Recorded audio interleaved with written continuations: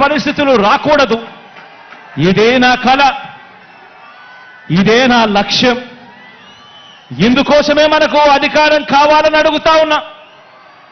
చదువుల పరంగా మార్పులు తీసుకొచ్చాం, వ్యవసాయ పరంగా మార్పులు తీసుకొచ్చాం, వైద్యం పరంగా మార్పులు తీసుకొచ్చాం, అక్క చెల్లెమ్మల సాధికారత విషయంలో ఎప్పుడూ చూడని అడుగులు వేశాం, సామాజిక న్యాయానికి అర్థం చెప్పాం, పారిశ్రామికంగా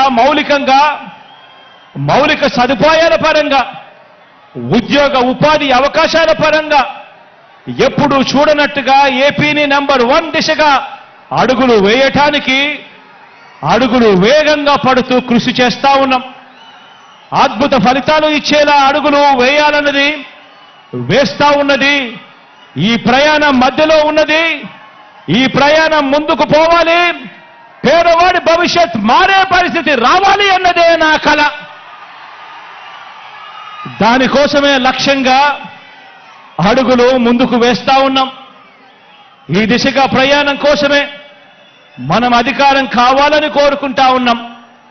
పేదవాడి భవిష్యత్ మారాలని, పేదవాడి భవిష్యత్ మార్చాలని, దీనికోసమే మీ బిడ్డకు అధికారం కావాలని అడుగుతా ఉన్నా.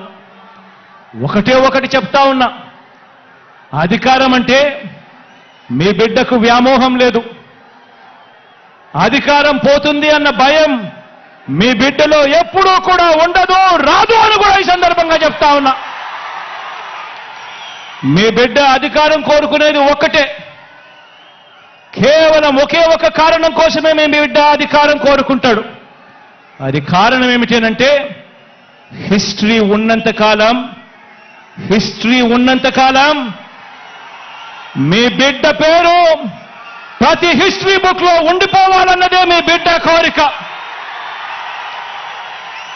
మీ బిడ్డకు అధికారం ఎందుకు కావాలో తెలుసా? ప్రతి పేదవాడి ముఖంలో చిరునవ్వును చూడడం కోసం.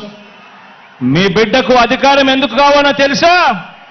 ప్రతి పేదవాడి ఇంట్లో కూడా మీ బిడ్డ ఫోటో చిరకాలం ఉండాలని, చనిపోయిన తర్వాత కూడా మీ బిడ్డ ఎప్పుడూ ఆ పేదవాడి గుండెల్లో బ్రతికే ఉండడం కోసం మీ బిడ్డకు అధికారం కావాలి. దానికోసమే మీ బిడ్డ అధికారం అడుగుతున్నాడు. దానికోసమే మీ బిడ్డ పరితపిస్తా ఉన్నాడు. మంచి చేయడం కోసం మంచి మనసుతో మీ బిడ్డ సంకల్పిస్తా ఉన్నాడు. దేవుడి దయ ప్రజలందరి జీవన్లు ఎల్లకాలం ఉండాలని కోరుకుంటా ఉన్నాడు. అలాగే కార్యకర్తలకు, అభిమానులకు, వాలంటీర్లకు కూడా ఒకే ఒక మాట చెబుతా ఉన్నా. ఇన్ని పదవులు, ఇన్ని హోదాలు భారతదేశ రాజకీయ చరిత్రలో మరి ఏ ఇతర పార్టీ కూడా ఎప్పుడూ ఇవ్వలేదు.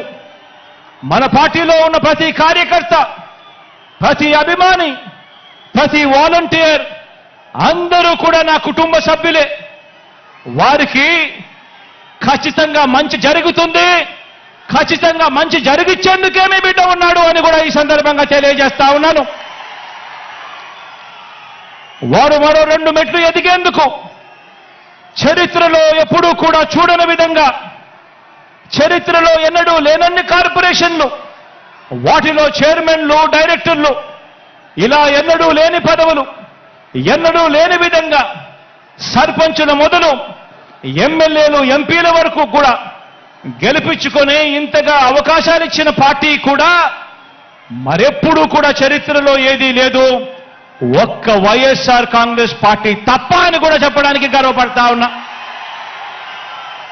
ప్రతి కార్యకర్త, ప్రతి వాలంటీరు, ప్రతి అభిమాని, ప్రతి నాయకుడు కూడా ఆలోచించాలి.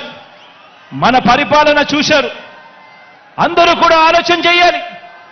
మన 5 సంవత్సరాల మన పరిపాలన చూశారు. గతంలో 5 సంవత్సరాల చంద్రబాబు నాయుడు గారి పరిపాలన కూడా చూశారు. మిమ్మల్ని నేను ఒకటే అడుగుతా ఉన్నా, ఈ రాష్ట్రానికి మీకు ఎలాంటి నాయకుడు కావాలి అని చెప్పి అడుగుతా ఉన్నాను మిమ్మల్ని అందరినీ కూడా. నాయకుడు అంటే చంద్రబాబు మాదిరిగా ఎన్నికలు వచ్చేసరికి రంగురంగుల మేనిఫెస్టో చూపించి రకరకాల పార్టీలతో పొత్తులు పెట్టుకొని రైతన్నలకు, అక్క చెల్లెమ్మలకు, అవ్వ తాతలకు చదువుకుంటున్న పిల్లలకు ప్రతి సామాజిక వర్గాన్ని